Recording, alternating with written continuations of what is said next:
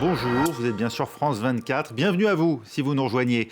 Dans l'actualité de ce lundi 29 novembre, le G7 exige une action urgente face à Omicron, un variant jugé hautement transmissible par ces pays, même si l'OMS attend d'en savoir plus. Pas de raison de paniquer, estime de son côté Joe Biden. Il n'envisage pas de suspendre de nouvelles liaisons aériennes avec les États-Unis. Une héritière en procès, Ghislaine Maxwell doit répondre devant la justice new-yorkaise de son rôle dans le réseau de trafic sexuel mis en place par Jeffrey Epstein, son compagnon qui s'est suicidé en prison voilà 2 ans. Et puis qui de l'Argentin Lionel Messi, du Polonais Robert Lewandowski ou du Français Karim Benzema sera sacré Ballon d'Or 2022 ? Réponse ce soir au Théâtre du Châtelet à Paris. On le retrouvera dans un instant Benoît Perrochet. Il suit la cérémonie pour France 24. D'ici une vingtaine de minutes, les stations de ski espèrent bien la réouverture des remontées mécaniques malgré le variant. Axel May viendra nous en parler dans le journal de l'économie. Et puis à 20h40, heure de Paris, on va plus loin. Anne Niva et Virginie Hertz échangeront leur regard sur ce nouveau variant et les fermetures de frontières. Elles nous diront aussi ce qu'elles pensent de la reprise des négociations sur le nucléaire iranien. Mais sans plus tarder, il est 20h à Paris. Bienvenue dans Paris Direct.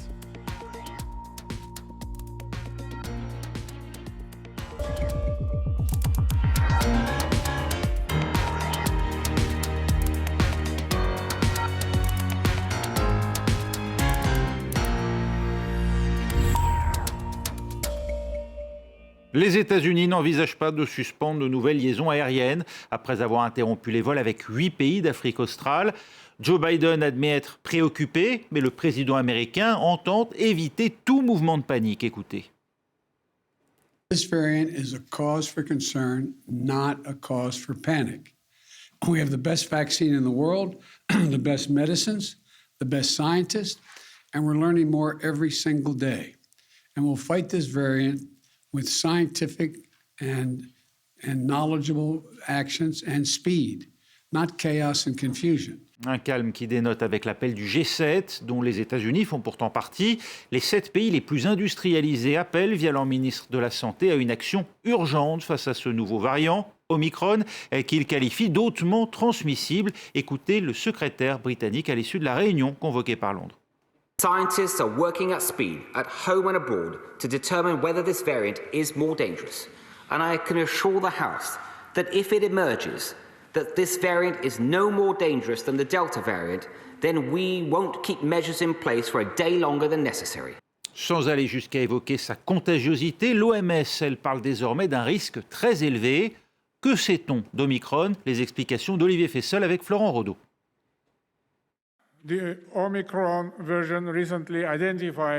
Il n'est connu que depuis 4 jours à peine, mais il terrifie déjà le monde entier. Le nouveau variant du Covid-19, Omicron, représente un risque très élevé selon l'Organisation mondiale de la santé, mais son directeur a tenu à rappeler que les études scientifiques sur le sujet ne sont qu'à leur début. Nous ne savons pas encore si le variant Omicron se transmet plus ou s'il cause des formes plus graves de la maladie, ni s'il y a un risque qu'il résiste au vaccin.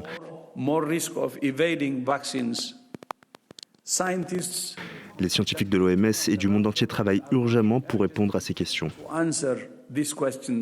Malgré les recommandations de l'OMS, l'Afrique du Sud où a été découvert le nouveau variant est désormais coupée du reste du monde. La nation arc-en-ciel se dit punie pour l'avoir détecté en premier.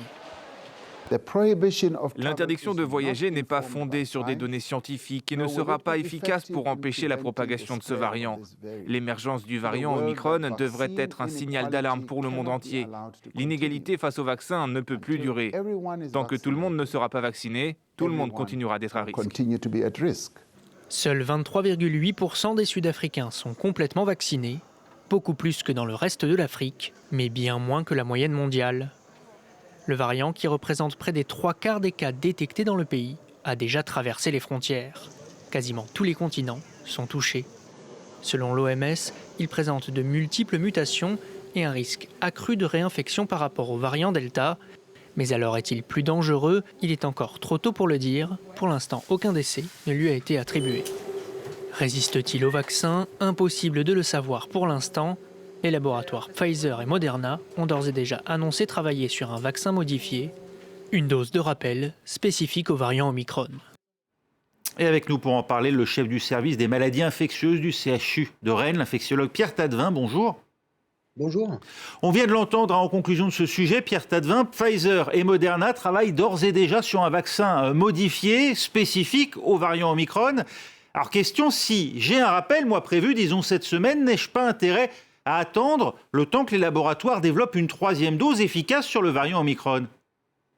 Alors, c'est une question qu'on a eue en boucle aujourd'hui et c'est vrai que cette nouvelle information l'a beaucoup stimulé. La question, je pense que c'est pas raisonnable parce qu'en ce moment, on a 100% des virus qui circulent en France qui sont du Delta, on a une épidémie qui augmente et on a un vaccin qui protège très bien, y compris avec la troisième dose qui permet de vous renforcer votre protection.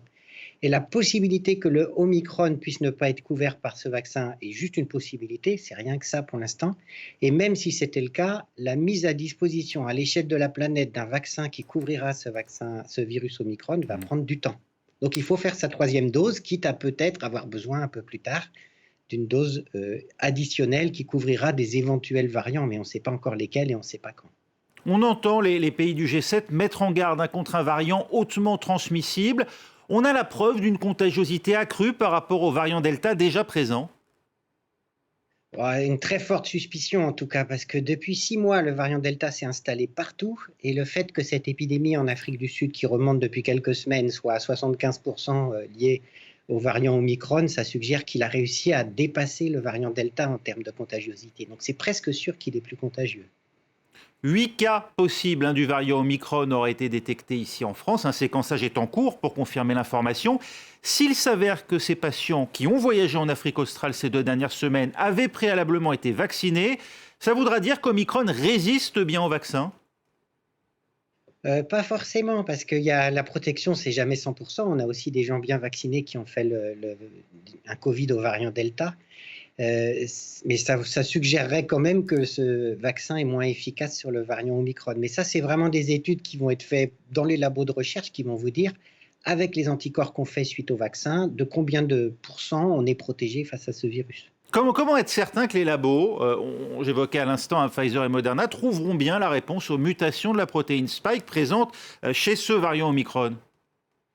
Mais c'est toute la magie des vaccins ARN, c'est qu'en fait, ils ont juste besoin de la séquence du nouveau variant, s'il s'avère qu'il est moins bien couvert par le vaccin, et ils vont rentrer ça dans la composition du vaccin ARN qui va sortir de leurs usines dans les semaines qui viennent, et on aura un vaccin ARN avec exactement les mêmes principes que celui qu'on avait jusqu'ici, mais qui sera exactement complémentaire de la souche qui aura émergé entre-temps. Donc c'est beaucoup plus facile avec les vaccins ARN d'adapter un petit peu la composition aux nouveaux variants qui deviendraient émergents. Ça veut dire qu'avec ces vaccins ARN, on a trouvé la parade, il ne suffit qu'à attendre d'une certaine manière? En tout cas, on a trouvé une recette qui permet d'adapter rapidement la composition des vaccins sans avoir à refaire toutes les découvertes initiales de développement. D'ici là, fermer les frontières, ça a un sens? Ça peut permettre, on l'imagine, de ralentir la progression du variant, puisque c'est bien de cela qu'il s'agit, donner au labo le temps de trouver la parade. L'OMS dit que ça a un petit sens et je pense qu'ils ont raison, c'est-à-dire que vous voyez bien, il y en a du variant Omicron déjà dans pas mal de pays d'Europe, donc fermer juste les vols avec l'Afrique australe, ça va, comme vous dites, un petit peu ralentir peut-être l'arrivée de souches, mais de toute façon, ça ne résoudra pas le problème. Je pense qu'il vaut mieux qu'on fasse des efforts sur le fait de les repérer facilement, de les isoler encore mieux que les autres, pour éviter qu'il y ait des chaînes de transmission qui s'installent en France. Mais la fermeture des frontières ne sera pas la meilleure réponse. Le variant Delta est devenu en très peu de temps le variant dominant sur la planète. Est-ce qu'il faut s'attendre dans les 6 prochains mois à être tous finalement confrontés, non plus à Delta, mais à Omicron? C'est possible, mais après, il y a une inconnue qui va être vraiment importante, c'est quelle est la virulence de ce variant Omicron. Pour l'instant, il y a eu 0 décès, comme vous dites, alors que les premiers cas datent du 9 novembre en Afrique australe, en Afrique du Sud.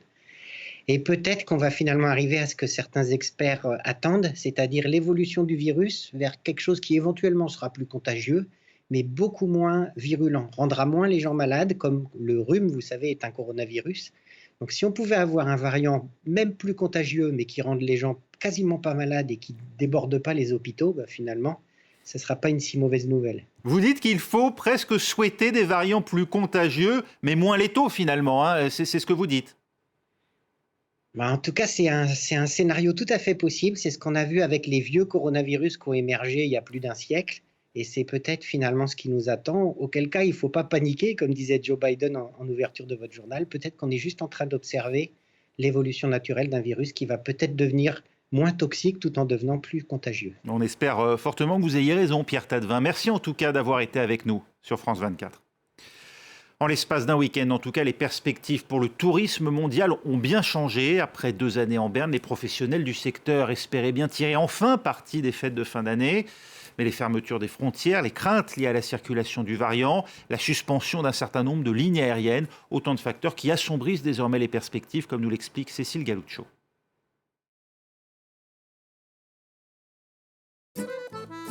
Ils se sont fait rares pendant ces 2 dernières années et à court terme, les touristes devraient encore être aux abonnés absents.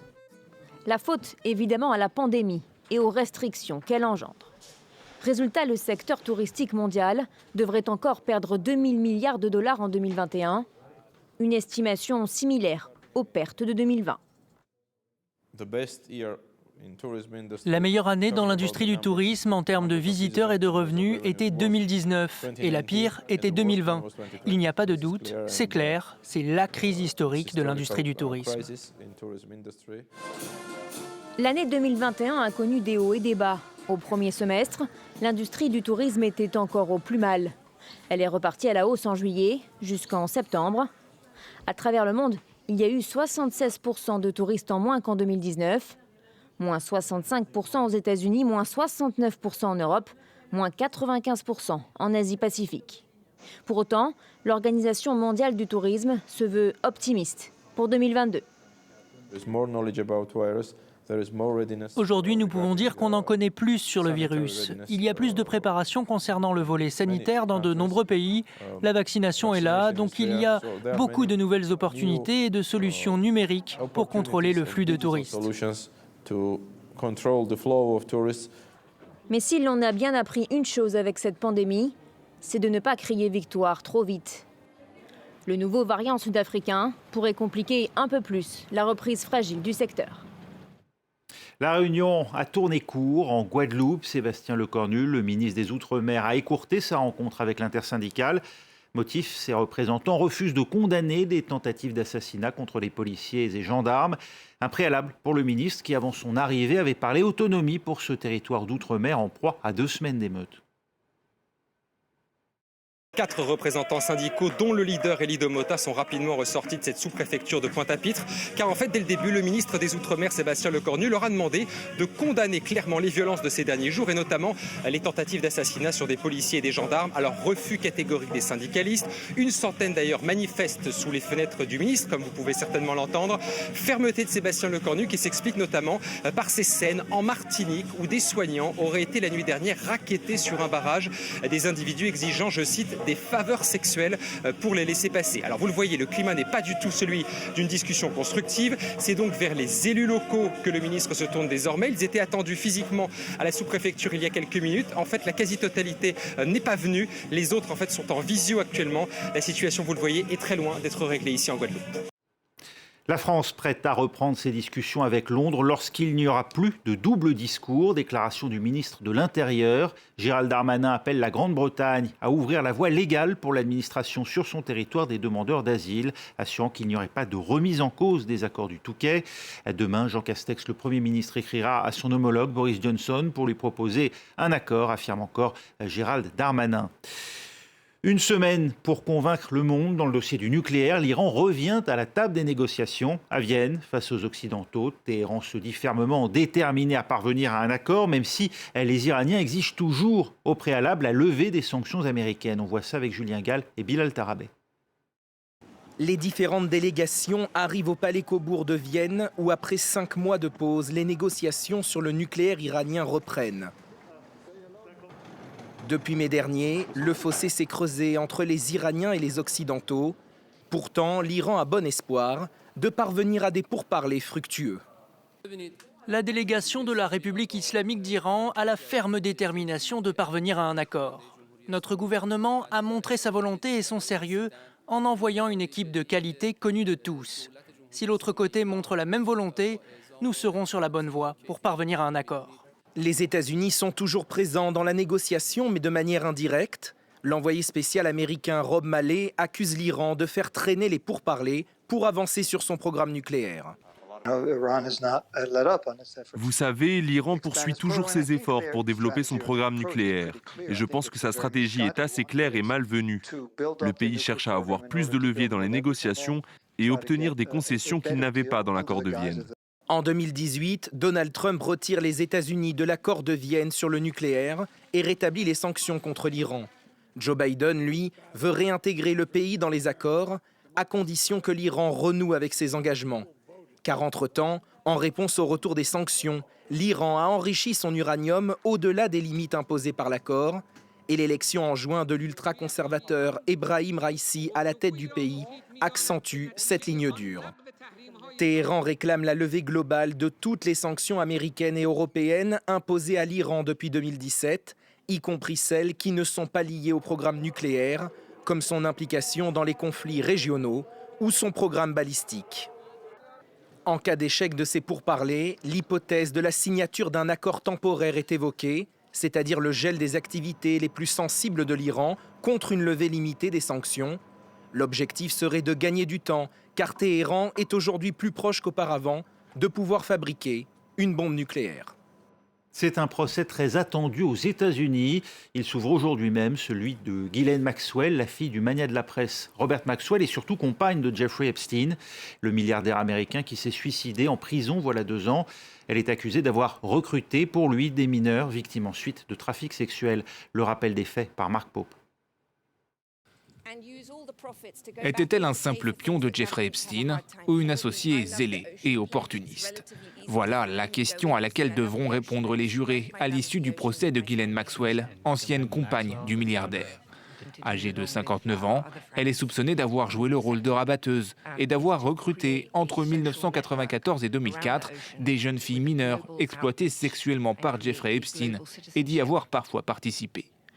Pour les proches de l'accusé et les avocats de la défense, Ghislaine Maxwell sert de bouc émissaire depuis le suicide en prison de Jeffrey Epstein en 2019. Ce n'est pas tout à fait un coup monté, mais néanmoins les pièces ont été bricolées pour que Ghislaine soit obligée de faire face aux accusations auxquelles Epstein n'a jamais été confronté à sa place. Elle paye le prix lourd, celui du sang. Elle est traitée comme une coupable.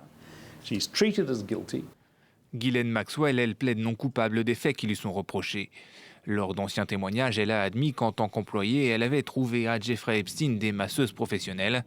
En 2008, le milliardaire a été condamné pour avoir engagé des mineurs pour des actes sexuels, délit pour lequel il avait fait 13 mois de prison. Le procès de Ghislaine Maxwell devrait durer 6 semaines. Elle encourt la prison à perpétuité.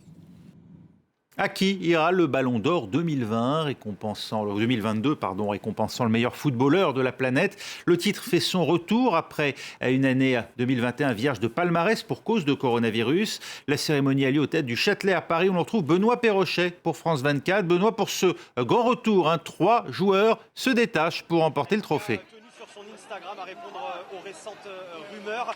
Oui, le grand favori de ce Ballon d'Or 2021, Raphaël, c'est bien Lionel Messi qui est arrivé ici il y a un petit peu moins de 10 minutes, accompagné de sa femme et de ses 3 fils. Ses 3 fils et Lionel Messi, habillés quasiment de la même manière. Donc grand favori pour remporter un 7e Ballon d'Or, l'Argentin qui a décroché le seul titre qui manquait à son palmarès cet été, la Copa América avec l'Albi Céleste. Alors c'est vrai, l'an dernier, il n'a pas réalisé une grande saison avec Barcelone, meilleur buteur quand même de la Liga. Lui qui a quitté son club cet été pour rejoindre le Paris Saint-Germain. Et si jamais ce soir, eh bien, il était sacré Ballon d'Or pour la 7e fois de sa carrière, ce serait une première pour le PSG qu'un joueur devienne Ballon d'Or avec ses couleurs. Autre favori, il est arrivé un petit peu plus tôt que Lionel Messi, le Polonais Robert Lewandowski, 33 ans, qui aurait pu être sacré en 2020. Pas de chance, il n'y a pas eu de Ballon d'Or cette année-là en raison de la pandémie. Lui qui avait remporté, qui avait réalisé le triplé avec le Bayern Munich. Il a tout de même continué sur les mêmes bases, le Polonais, puisqu'il a battu notamment un record mythique au Bayern, celui de Gerd Müller, 41 buts inscrits la saison dernière en championnat. Et puis l'autre favori, mais il n'est pas là, on ne l'a pas vu, Karim Benzema, le joueur du Real Madrid. Une année marquée évidemment par son retour en équipe de France après 5 ans et demi de purgatoire suite à l'affaire de la sextape. Co-meilleur buteur des Bleus avec Antoine Griezmann cette année, vainqueur de la Ligue des Nations. C'est un joueur dont le sélectionneur Didier Deschamps, présent ici au Théâtre du Châtelet, n'entend plus passer jusqu'au mondial prévu dans un an. Ah, les hommes, Benoît, ne sont pas les seuls à être distingués du Ballon d'Or. Non, il y a évidemment le Ballon d'Or féminin également pour la 3e édition qui pour succéder à l'américaine Megan Rapinoe, le Barça qui sort d'une saison exceptionnelle. Ils ont réalisé le triplé, le championnat, la coupe et la Ligue des champions. Une joueuse symbolise à elle seule cette année catalane, Alexia Putellas. Elle a 27 ans, la milieu offensive espagnole, internationale espagnole. Elle a été désignée la meilleure joueuse évoluant en Europe cette saison. Attention aux Canadiennes également en embuscade qui ont remporté les Jeux Olympiques et la finaliste de la Ligue des Champions, la Canadienne avec Chelsea, l'inusable Ashley Lawrence qui a 38 ans. Il n'y aura sans doute pas de Ballon d'Or féminin tricolore cette année, malheureusement, donc côté français. Donc voilà pour ce Ballon d'Or avec une réponse aux alentours normalement aux alentours de 23h ici au Théâtre du Châtelet. On suivra ça évidemment avec vous, Benoît Perrochet, en direct du Théâtre du Châtelet. Poursuivre donc ce Ballon d'Or 2021 pour France 24.